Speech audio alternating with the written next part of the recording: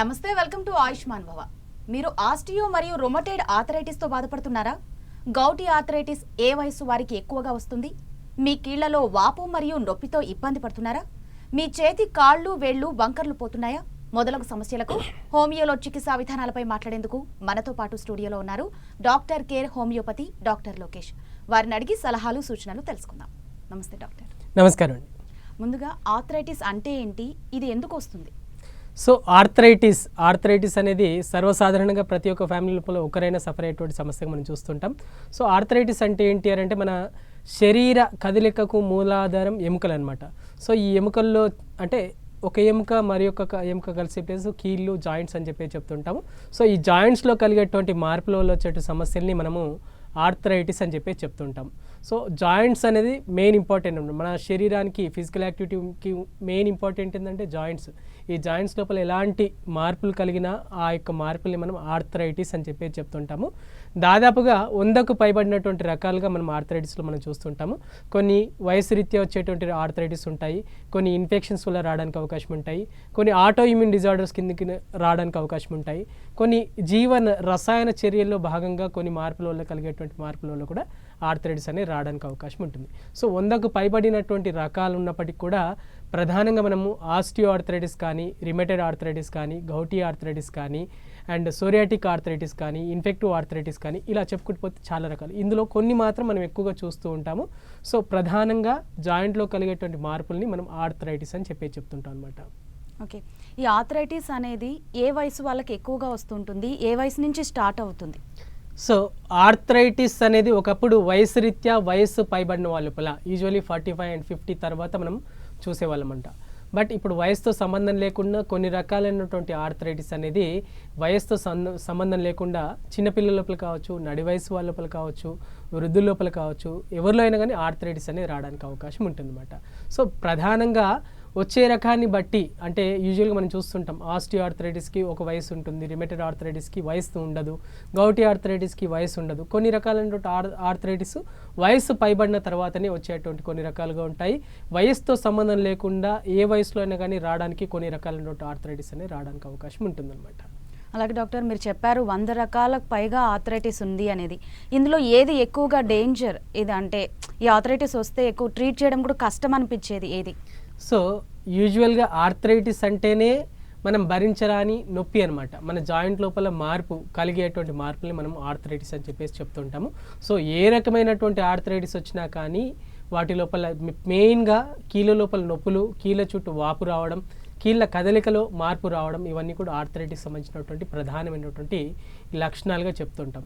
But కొన్ని రకాలైనటువంటి arthritis ఒకసారి వస్తే పూర్తిగా ఇక లైఫ్ లాంగ్ సఫర్ అవ్వాల్సిందే అని చెప్పి చెప్తుంటాం. వాటి లోపల ప్రధానంగా చూసినట్లయితే ఆస్టియో ఆర్థరైటిస్ అనేది ప్రధానంగా చూస్తుంటాం. ఒకసారి వస్తే ఎముకల అరుగుదల వల్ల కలిగేటువంటి ప్రాబ్లమ్ను ఆస్టియో ఆర్థరైటిస్ అని చెప్పి చెప్తుంటాం. ఇది యూజువల్గా వయసు రీత్యా 50-45 సంవత్సరాల తర్వాత చూస్తూ ఉంటాం. బట్ ఇప్పుడు వయసుతో సంబంధం లేకుండా 40 వయసులో కూడా ఈ ఆస్టియో ఆర్థరైటిస్ అనేది వస్తూ ఉంటుంది. అండ్ నెక్స్ట్ పోతే రిమేటెడ్ ఆర్థరైటిస్ అని చెప్పి చెప్తుంటాము. ఇది ఒక రకమైనటువంటి ఆటో ఇమ్యూన్ డిజార్డర్. మన శరీరం లోపల మన శరీరాన్ని కాపాడాల్సినటువంటి సెల్స్ రివర్స్గా మన శరీరం మీద పనిచేయడం వల్ల కలిగేటువంటి మార్పులు వచ్చేటువంటి ఆటో ఇమ్యూన్ ఆర్థరైటిస్ అని చెప్పి చెప్తూ ఉంటాం, రిమేటెడ్ ఆర్థరైటిస్. ఇది ఒకసారి వస్తే జీవితాంతం సఫర్ అవ్వాల్సిందే అని చెప్పేసి చాలామంది బాధపడుతూ ఉంటారు. అంటే చాలామంది లోపల కూడా ఎక్కువగా లైఫ్ లాంగ్ బాధపడేటువంటి సమస్యగా చూసేది రిమేటెడ్ ఆర్థరైటిస్ అని మనం చెప్పుకోవచ్చు. అండ్ దాంతోపాటు గౌటీ ఆర్థరైటిస్ అని చెప్పేసి చెప్తుంటాం. శరీరం లోపల కొన్ని రకాలైనటువంటి acids, especially uric acid levels అనేది ఎక్కువగా ఉండడం వల్ల కలిగేటువంటి ఆర్థరైటిస్ని గౌటీ ఆర్థరైటిస్ అని చెప్పి చెప్తూ ఉంటాం. అండ్ నెక్స్ట్ పోతే సోరియాటిక్ ఆర్థరైటిస్. ఇది కూడా ఒకసారి వస్తే లైఫ్ లాంగ్ సఫర్ అవ్వాల్సిందే. సోరియాసిస్ ఉన్నటువంటి పేషెంట్స్ లోపల ఎక్కువగా మనం చూస్తూ ఉంటాం. సో ఇలా చెప్పుకుంటూ పోతే ఒకసారి వస్తే లైఫ్ లాంగ్ ఆర్థరైటిస్ సమస్య అనేది లైఫ్ లాంగ్ సఫర్ అయ్యేది కంటిన్యూగా ఉండేటువంటి అవకాశం ఉంటుంది.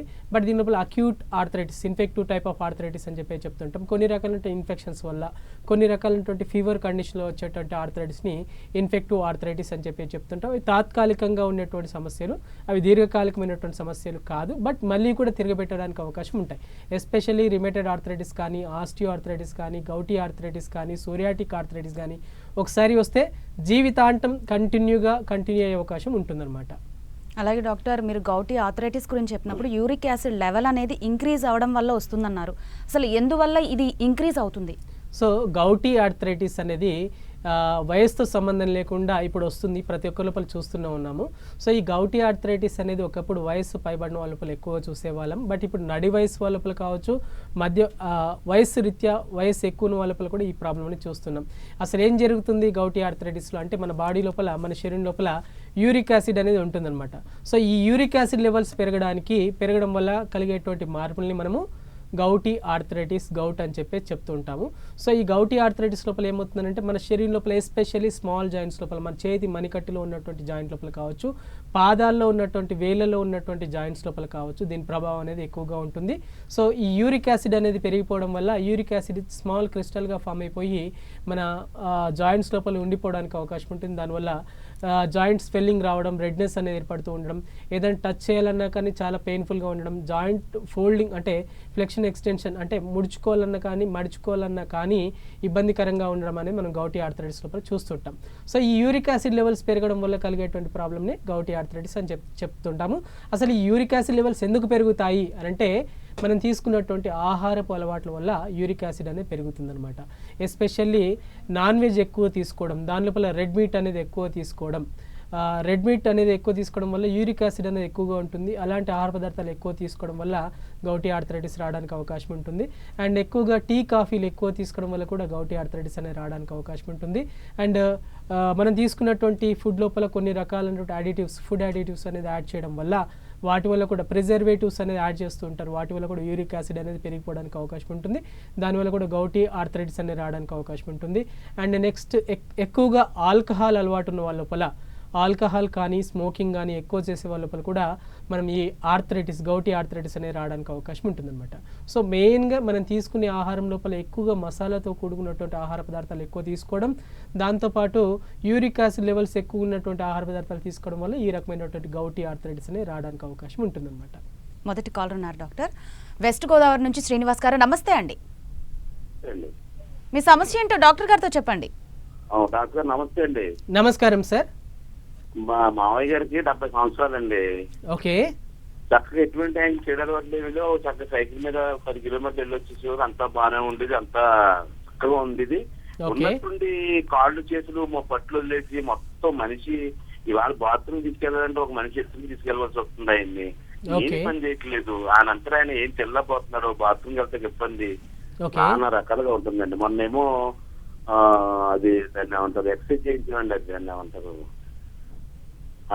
అదే డాక్టర్ గారు చెప్పారండి, ముందు కాళ్ళు చేతులు ఆడించారే, తర్వాత ట్రీట్మెంట్ ఇస్తాం అన్నారు.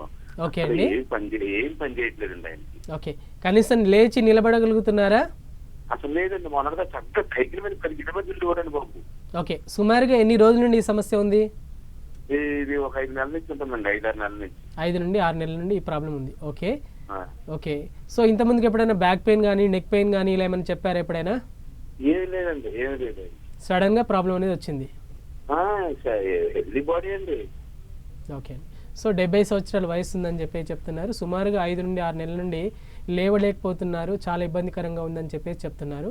సో ఆల్ ఆఫ్ సడన్గా ఇలా జరగడానికి కారణం ఏంటి అని అంటే కొన్ని రకాల సందర్భాల లోపల లంబార్ స్పాండిలోసిస్లో కానీ అండ్ సర్వైకల్ స్పాండిలోసిస్లో కానీ ఈ విధంగా జరగడానికి అవకాశం ఉంటుంది.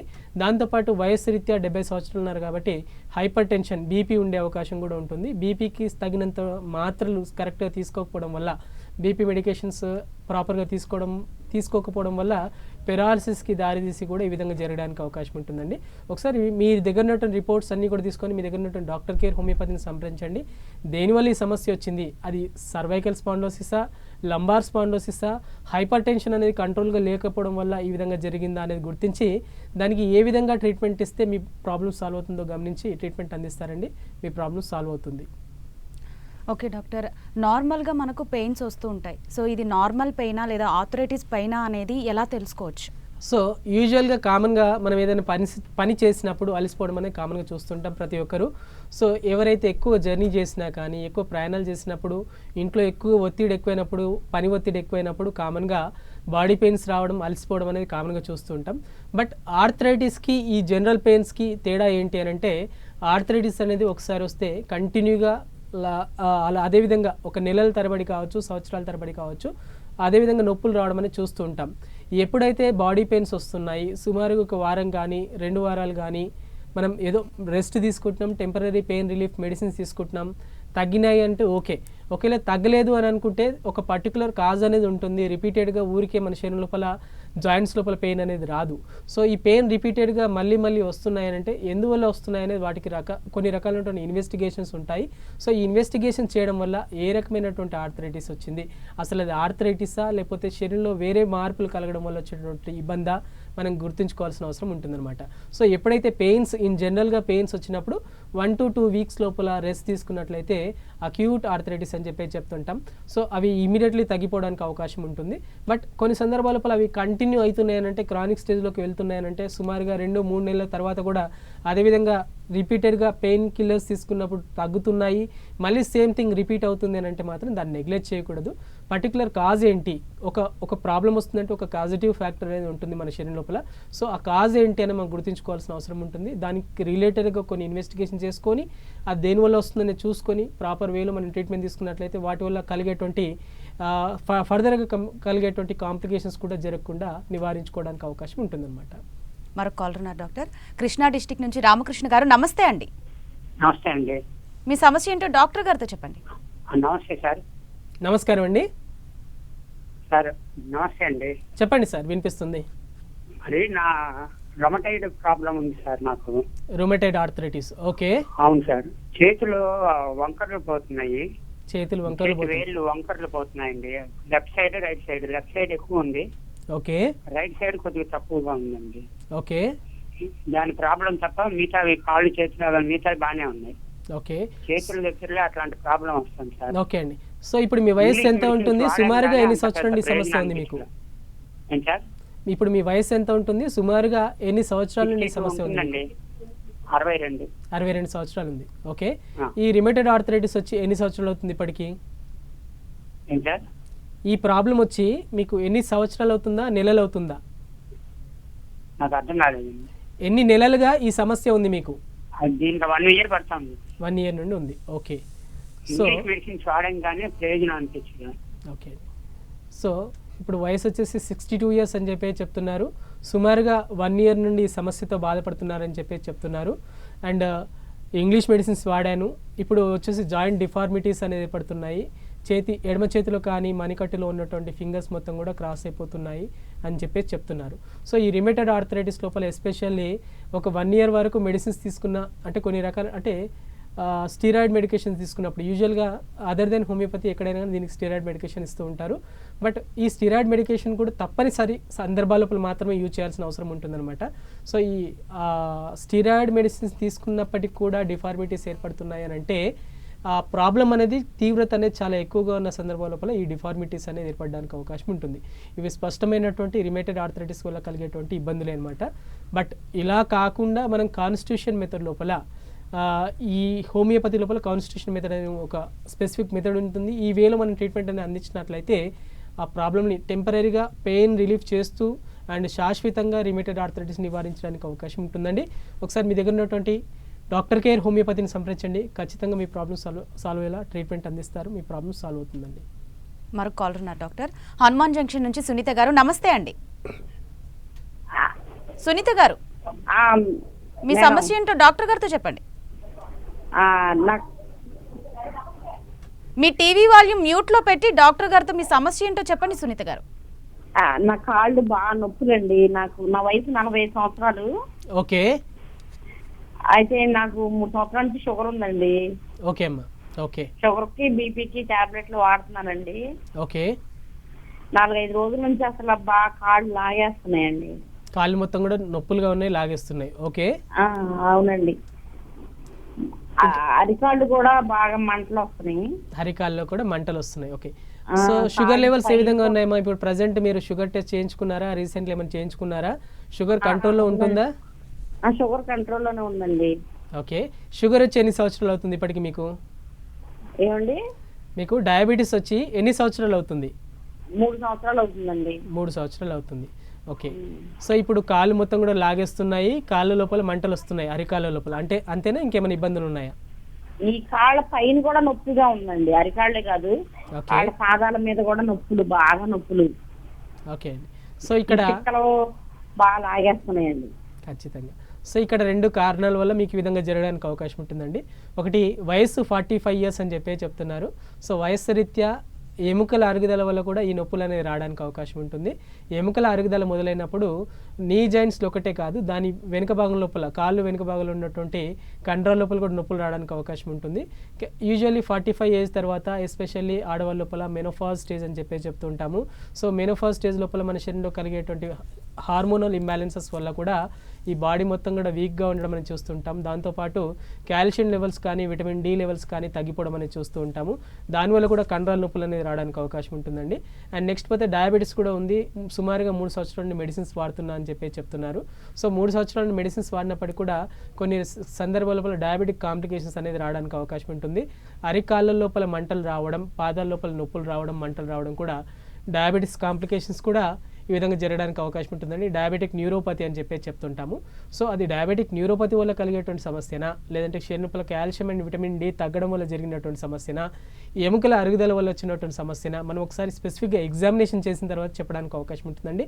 ఒకసారి మీ దగ్గర ఉన్నటువంటి డాక్టర్ కేర్ హోమియోపతిని సంప్రదించండి. ఖచ్చితంగా మార్పు దేనివల్ల వచ్చింది, చాలా సడన్గా పెయిన్స్ ఎందుకు వస్తున్నాయో గుర్తించి మీకు ట్రీట్మెంట్ అందిస్తారు. అండ్ సుమారుగా ఒక 1 వీక్ నుండే ఈ సమస్య ఉందని చెప్తున్నారు కాబట్టి నెగ్లెక్ట్ చేయకుండా ఇమీడియట్లీ ఒకసారి మీ దగ్గర ఉన్న డాక్టర్ కేర్ హోమియోపతిని సంప్రదించండి. ప్రాబ్లం ఏంటి, దేనివల్ల వస్తుందో వివరించి ట్రీట్మెంట్ అందిస్తారు. అతి త్వరగా మీ ప్రాబ్లమ్ని సాల్వ్ చేయడానికి అవకాశం ఉంటుందండి. మరొక కాలర్ ఉన్నారు డాక్టర్. కృష్ణారెడ్డి గారు రాజమండ్రి నుంచి. నమస్తే అండి. నమస్తే అమ్మా. మీ సమస్య ఏంటో డాక్టర్ గారితో చెప్పండి. చెప్పండి కృష్ణారెడ్డి గారు. హలో, నా వయసు 70 సంవత్సరాలు సార్. Okay sir. నాకు ఒక 10 సంవత్సరాల మీద షుగర్ ఉందండి. ఓకే. షుగర్ కంట్రోల్లోనే ఉంటుందండి. ఓకే. షుగర్కి ఇంజక్షన్, టాబ్లెట్ వాడుతున్నామండి. Okay sir. నాకు 1 సంవత్సరం బట్టి అరికాళ్ళు మంటలండి. ఓకే. కాళ్ళు, అరికాళ్ళు, పాదాలేమో తిమ్మిర్లు మంటలోనండి. పాదాల లోపల తిమ్మిర్లు మంటలు. ఓకే. తిమ్మిర్లు, పాదాల పైన నల్లగా అవుతుందండి. ఓకే. ఎడం కాలు కొంచెం నరాలు పొంగినట్టుగా ఉన్నాయండి మరణం దగ్గర. ఓకే. ఎడమ కాళ్ళ లోపల నరాలు ఉబ్బెత్తుగా ఉన్నాయి. ఓకే. ఇది వరకు అలా ఉండి కాదండి. ఓకే అండి. ఇదండి నా సమస్య. 1 సంవత్సరం అంటే కాలు తిమ్మిందండి, ఓకే సార్. నల్లాపోతున్నానండి. చెప్తాను సార్, ఇది ఎందుకు జరుగుతుందో మీకు చెప్తాను. సో వచ్చేసి డయాబెటీస్ అని చెప్తున్నారు. 10 సంవత్సరాలుగా డయాబెటీస్ ఉందని చెప్తున్నారు. ఇప్పుడు ప్రజెంట్ వచ్చేసి ఎడమ కాళ్ళ లోపల నరాలు ఉబ్బెత్తుగా ఉన్నాయని చెప్తున్నారు. అరికాల్లో మంటలు, తిమ్మిర్లు అని చెప్తున్నారు. అరికాల్లో మంటలు, తిమ్మిర్లు ఏంటంటే డయాబెటీస్ కాంప్లికేషన్, డయాబెటిక్ న్యూరోపతి అని చెప్పుకోవచ్చు. అండ్ నెక్స్ట్ పోతే ఎడమ కాళ్ళ లోపల కాళ్ళు ఉబ్బెత్తుగా ఉన్నాయి, నరాలు ఉబ్బెత్తుగా ఉన్నాయని చెప్తున్నారు. వాటిని వెరికోజ్ వెయిన్స్ అని చెప్పడానికి అవకాశం ఉంటుందని. అది వెరికోజ్ వెయిన్సా లేకపోతే డయాబెటిక్ గ్యాంగ్రీన్ వల్ల అలా ఉబ్బెత్తుగా ఉందా, వాపు వచ్చిందని చూసుకోవాల్సిన అవసరం ఉంటుంది. సో ఈ వెరికోజ్ వెయిన్స్ ఉన్నప్పుడు అండ్ బ్లడ్ సర్క్యులేషన్ ప్రాపర్గా లేనప్పుడు ఈ కాళ్ళు మొత్తం కూడా నల్లగా డిస్కలరేషన్ అనేది అయిపోతుంది. స్కిన్ మొత్తం కూడా బ్లాక్గా మారిపోవడానికి అవకాశం ఉంటుందండి. సో అది బ్లాకిష్ డిస్కలరేషన్ డయాబెటీస్ అల్సరేషన్ వల్ల ఏర్పడిందా, వెరికోజ్ వెయిన్స్ వల్ల ఏర్పడిందా అని మనం చూసుకొని ప్రాపర్ వేలో ట్రీట్మెంట్ తీసుకున్నట్లయితే ప్రాబ్లం సాల్వ్ అవుతుంది. 70 సంవత్సరాల వయసులో ఉన్నారు కాబట్టి దాన్ని నెగ్లెక్ట్ చేయకుండా ఒకసారి మీ దగ్గర ఉన్నటువంటి డాక్టర్ కేర్ హోమియోపతిని సంప్రదించండి సార్. అది వెరికోజ్ వెయిన్స్ అయినా పర్వాలేదు, డయాబెటిక్ అల్సరేషన్ అయినా పర్వాలేదు, అండ్ డయాబెటిక్ న్యూరోపతి అయినా పర్వాలేదు, దాని ట్రీట్మెంట్ అనేది అందుబాటులో ఉంది. ఓకే డాక్టర్, ఇప్పుడు మనం కాల్స్ కూడా చూస్తున్నాం. బీపీ, షుగర్ ఇలాంటి దీర్ఘకాలిక సమస్యలు ఉన్న వాళ్ళకి ఇంకా ఎక్కువ అవుతుంది ఆర్థరైటిస్ అనేది. సో వీటి ప్రభావం ఏ విధంగా ఉంటుంది, దీనికి తీసుకోవాల్సిన జాగ్రత్తలు ఏంటి? సో ఎస్పెషల్లీ వయస్సు పైబడిన తర్వాత 45-50 తర్వాత మనం యూజువల్గా ఆస్టియోఆర్థరైటిస్ సమస్య అనేది ఎక్కువగా రావడానికి అవకాశం ఉంటుంది. కాబట్టి దాంతోపాటు హైపర్ టెన్షన్, డయాబెటీస్ కూడా వచ్చేటువంటి వయసు సుమారుగా అందరి లోపల 40-45 సంవత్సరాల లోపల వస్తూ ఉంటుందన్నమాట. సో ఇలాంటి సందర్భాల లోపల శరీరం లోపల కాల్షియం అండ్ విటమిన్ డి అనేది డెఫిషియన్సీ లేకుండా చూసుకోవాల్సిన అవసరం ఉంటుంది. అండ్ శరీర బరువు కూడా ఎక్కువగా ఉండడం వల్ల కూడా డయాబెటీస్ యాజ్ వెల్ యాజ్ నీ పెయిన్స్ అనేది రావడానికి అవకాశం ఉంటుందన్నమాట. సో శరీర బరువు ఎక్కువగా ఉన్నప్పుడు వెయిట్ బేరింగ్ జాయింట్స్ అని చెప్తుంటాం నీ జాయింట్స్ని. సో శరీర బరువును మొత్తం కూడా మోసేవి మన నీ జాయింట్స్ అనమాట. నీ జాయింట్ మీద ఎక్కువ ప్రెజర్ పడడం వల్ల ఆస్టియోఆర్థరైటిస్ అనేది ఏర్పడడానికి అవకాశం ఉంటుంది. ఈ ఆస్టియోఆర్థరైటిస్ లోపల 4 దశల లోపల మనం మార్పులు అనేది చూస్తూ ఉంటాము. మొదటి దశ లోపల సుమారుగా ఒక 1 to 2 months ఉండడానికి అవకాశం ఉంటుంది. పెయిన్స్ అనేది రావడం అనేది చూస్తుంటాం. ఫస్ట్ స్టేజ్ అని చెప్తుంటాం. ఈ స్టేజ్ లోపల జనరల్గా కామన్గా నీ జాయింట్ లోపల కావచ్చు, నడుము భాగం లోపల కావచ్చు, మెడ భాగం లోపల కావచ్చు నొప్పులు అనేది మొదలవుతూ ఉంటాయి. అండ్ సెకండ్ స్టేజ్కి వచ్చేసరికి ఈ పెయిన్తో పాటు కొంచెం జాయింట్ అనేది ఎక్కడైతే జాయింట్ ఇన్వాల్వ్ అవుతుందో ఆస్టియోఆర్థరైటిస్ లోపల ఆ జాయింట్ అనేది స్వెల్లింగ్ వాపు అనేది రావడం అనేది సెకండ్ స్టేజ్లో చూస్తూ ఉంటాం. పెయిన్తో పాటు వాపు రావడం సెకండ్ స్టేజ్. దాంతోపాటు థర్డ్ స్టేజ్కి వచ్చేసరికి పెయిన్తో పాటు స్వెల్లింగ్తో పాటు కూర్చున్నా నిల్చున్న ఒక రకమైనటువంటి శబ్దం రావడం ఎముకల అరుగుదలకు ఇండికేషన్ అనమాట. థర్డ్ స్టేజ్ అని చెప్తూ ఉంటాము. అండ్ దీని తర్వాత ఫర్దర్గా ఫోర్త్ స్టేజ్. ఈ స్టేజ్ లోపల ఎముకలు పూర్తి స్థాయిలో అరిగిపోవడానికి అవకాశం ఉంటుంది. జాయింట్ పూర్తి స్థాయిలో రిస్ట్రిక్ట్ అయిపోవడానికి, జాయింట్ మూవ్మెంట్ అనేది పూర్తిగా రిస్ట్రిక్ట్ అవ్వడానికి అవకాశం ఉంటుందన్నమాట. సో ఎముకల అరుగుదల వల్ల కలిగేటువంటి ప్రాబ్లమ్ను ఆస్టియోఆర్థరైటిస్ అని చెప్తుంటాం. ఆర్థరైటిస్ లోపల సుమారుగా ఒక 1 to 2 months పెయిన్ కంటిన్యూగా వస్తున్నాయంటే అది దేనివల్ల వస్తున్నాయని మనం గుర్తుంచుకోవాల్సిన అవసరం ఉంటుంది. అండ్ నెక్స్ట్ పోతే రిమేటెడ్ ఆర్థరైటిస్ చెప్తుంటాం. ఈ రిమేటెడ్ ఆర్థరైటిస్లో మనం 2 రకాలుగా చూస్తుంటాం. Syro positive type of rheumatoid arthritis and rheumatoid arthritis అని చెప్తుంటాం. జువెనల్ రిమేటెడ్ ఆర్థరైటిస్ అని చెప్తుంటాం. ఒకవేళ చిన్నపిల్లలు వచ్చినట్లయితే జువెనల్ రిమేటెడ్ ఆర్థరైటిస్ అని చెప్తూ ఉంటాం అనమాట. సో ఈ రిమేటెడ్ ఆర్థరైటిస్ని మనం తెలుగులో వాడుక భాష లోపల కీళ్ళవాతం అని చెప్తూ ఉంటాము. సో ఈ కీళ్ళవాతం అనేది ఒకసారి వచ్చినట్లయితే జీవితాంతం మనం సఫర్ అవ్వాల్సిన అవసరం అంటే సఫర్ అవుతూనే ఉంటారు. అలా కాకుండా హోమియో వైద్య విధానం లోపల వీటిని పూర్తి స్థాయిలో నివారించుకోవడానికి అండ్ వీటికి యూజ్ చేసేటువంటి కొన్ని రకాలైన మెడిసిన్స్ యూజ్ చేస్తూ ఉంటారు. వాటి వల్ల కొన్ని సైడ్ ఎఫెక్ట్స్ వస్తూ ఉంటాయి. బట్ తప్పక ఆ మెడిసిన్స్ అనేది తీసుకుంటూ ఉంటారు తెలియక. బట్ హోమియో వైద్య విధానం లోపల ఎలాంటి దుష్ప్రభావం లేనటువంటి హోమియో మెడిసిన్స్ అందించడం వల్ల సైడ్ ఎఫెక్ట్స్ లేకుండా కీళ్ళవాతాన్ని రిమేటెడ్ ఆర్థరైటిస్ని పూర్తి స్థాయిలో నివారించుకోవడానికి అవకాశం ఉంటుందన్నమాట. అండ్ అంటే రిమేటెడ్ ఆర్థరైటిస్ వల్ల ఇంకొక ఇంపార్టెంట్ థింగ్ ఏంటంటే రిమాటిక్ హార్ట్ డిసీజ్ అనేది రావడానికి అవకాశం ఉంటుంది. అంటే దాని తీవ్రత అనేది పెరిగిపోయినప్పుడు దాని ప్రభావం గుండె కండరాల మీద కూడా దాని ప్రభావం అనేది ఉండడానికి అవకాశం ఉంటుంది. సో రిమేటెడ్ ఆర్థరైటిస్ అనేది చాలా ఇంపార్టెంట్ థింగ్. సో ఒకసారి రిమేటెడ్ ఆర్థరైటిస్ వచ్చిన తర్వాత వాటి కాంప్లికేషన్స్ రాకుండా ప్రివెంట్ చేసుకుంటూ అండ్ సిమ్టమేటిక్గా పెయిన్ రిలీఫ్ చేసుకుంటూ వైద్యం అనేది అందించాల్సిన అవసరం ఉంటుంది. అండ్ నెక్స్ట్ పోతే గౌటీ ఆర్థరైటిస్ లోపల యూరిక్ యాసిడ్ అనేది లెవెల్స్ పెరిగిపోవడం వల్ల కలిగేటువంటి ఇబ్బంది గౌటీ ఆర్థరైటిస్. ఈ సందర్భాల లోపల ఫుడ్ పరంగా కొన్ని చేంజెస్ చేసుకుంటూ మెడిసిన్స్ వాడడం వల్ల కాంప్లికేషన్స్ రాకుండా పూర్తి స్థాయిలో నివారించుకోవడానికి అవకాశం ఉంటుందన్నమాట. అలాగే మన ఏజ్ అలాగే ఫుడ్ వల్ల కూడా ఈ ఆర్థరైటిస్ వచ్చే ఛాన్సెస్ ఉన్నాయి. సో ఎటువంటి ఫుడ్ తీసుకోవాలి, ఎటువంటి ఫుడ్ తీసుకోకూడదు, అలాగే ఏజ్ పెరిగే కొద్దీ ఎటువంటి జాగ్రత్తలు తీసుకొని అంటే ప్రివెన్షన్ మెథడ్స్ ఇంకేమేమి ఉన్నాయి? సో వయస్సు పైబడిన తర్వాత ఆస్టియోఆర్థరైటిస్ కానీ, రిమేటెడ్ ఆర్థరైటిస్ కానీ, గౌటీ ఆర్థరైటిస్ కానీ, సోరియాటిక్ ఆర్థరైటిస్ కానీ రావడానికి అవకాశం ఉంటాయి. సో ఈ వయస్సు పెరిగిన తర్వాత 45-50 తర్వాత శరీర బరువు ఆల్ ఆఫ్ సడన్గా తగ్గడానికి అవకాశం ఉండదు. కాబట్టి 35 క్రాస్ అవుతున్నప్పుడు, 40 క్రాస్ అవుతున్నప్పుడు శరీర బరువు అనేది అదుపులో ఉండేలాగా రెగ్యులర్గా ఫిజికల్ యాక్టివిటీ ఉండేలాగా చూసుకోవాల్సిన అవసరం ఉంటుంది. రెగ్యులర్గా 15 to 30 minutes వాకింగ్ అనేది చేసుకోవాల్సిన అవసరం ఉంటుందన్నమాట. అండ్ ఇప్పుడు చూసినట్టయితే ఈ పాండమిక్ సిచ్యువేషన్ లోపల, కోవిడ్ సిచ్యువేషన్ లోపల చాలా వరకు కూడా బయటకు వెళ్ళాలంటే భయపడుతూ ఉంటారు. బట్ అలాంటి సందర్భాల లోపల ఇంట్లోనే సైక్లింగ్ చేయడం కానీ, కొన్ని రకాలైనటువంటి ఎక్సర్సైజ్ చేయడం వల్ల కూడా శరీర బరువు అనేది పెరిగిపోకుండా నివారించుకోవాల్సిన అవసరం అనేది ఉంటుందన్నమాట. అండ్ ఎస్పెషల్లీ ఇప్పుడు ఉన్నటువంటి సిచ్యువేషన్ లోపల కొన్ని రకాలైనటువంటి ఆహార పదార్థాలు ఎక్కువ తీసుకోవడం అని మనం చూస్తుంటాం. అది ఎంతవరకు మన శరీరానికి అవసరం, ఎంతవరకు మనం అంటే కొన్ని రకాలైనటువంటి మసాలా ఆహార పదార్థాలు ఎక్కువ తీసుకుంటే కోవిడ్ రాదు, కరోనా రాదు అని చెప్పేసి చాలామంది దాంతో ఏం చేస్తున్నారంటే మసాలా ఆహార పదార్థాలు ఎక్కువ తీసుకుంటున్నారు. దానివల్ల యూరిక్ యాసిడ్ లెవెల్స్ పెరిగిపోయి గౌటీ ఆర్థరైటిస్ అనేది గౌట్ అనేది రావడానికి అవకాశం ఉంటుంది. సో ఎంతవరకు మన శరీరానికి అవసరము, ఏది ఎంతవరకు తీసుకోవాలో అంతకు మించి తీసుకున్నట్లయితే గౌటీ ఆర్థరైటిస్ కానీ గౌట్ ఏర్పడడానికి అవకాశం ఉంటుంది. సో ఆహార పదార్థాల విషయం లోపల కొంత జాగ్రత్త అనేది పాటించాల్సిన అవసరం ఉంటుందన్నమాట. అండ్ నెక్స్ట్ పోతే calcium and vitamin D deficiency ఉండడం వల్ల కూడా ఎముకలు అనేది త్వరగా అరిగిపోవడానికి అవకాశం ఉంటుంది. కాబట్టి కాల్షియం అండ్ విటమిన్ డి ఎక్కువ ఉన్నటువంటి ఆహార పదార్థాలు, ఆకుకూరలు ఎక్కువ తీసుకోవడం కానీ, బాయిల్డ్ ఎగ్స్ ఎక్కువ తీసుకోవడం కానీ, బోన్ సూప్ ఎక్కువ తీసుకోవడం కానీ, అండ్ ఫ్రెష్ వెజిటబుల్స్ అనేది ఎక్కువ తీసుకోవడం వల్ల కానీ ఈ కాల్షియం లెవెల్స్ అనేది తగ్గిపోకుండా మనం నివారించుకోవాల్సిన అవసరం ఉంటుందన్నమాట. అండ్ ఎస్పెషల్లీ ఆల్కహాల్, స్మోకింగ్ ఇలాంటి విషయాల లోపల పూర్తిగా మనం రిస్ట్రిక్ట్ చేసుకున్నట్లయితే గౌటీ ఆర్థరైటిస్ అనేది రాకుండా ఉండడానికి అవకాశం ఉంటుంది. ఒకవేళ వచ్చినట్లయితే పాజిటివ్ డాక్టర్ కేర్ హోమియోపతి లోపల దీనికి కంప్లీట్ క్యూర్ అనేది ఉంటుందన్నమాట. ఆర్థరైటిస్ వల్ల వచ్చే సమస్యలు, సలహాలు అలాగే పరిష్కార మార్గాలు చాలా చక్కగా వివరించారు doctor. Thank you so much. Thank you అండి. చూసారు కదా, ఇది ఇవాల్టి ఆయుష్మాన్ భవ. చూస్తూనే ఉండండి 10 TV.